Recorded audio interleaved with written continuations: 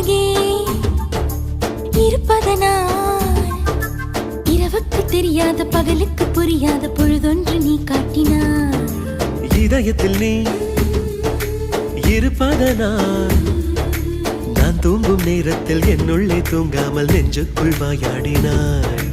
கண்ணாடி நீ கடிகாரம் நான் உன்னுள்ளே ஓடோடி வாழ்வே.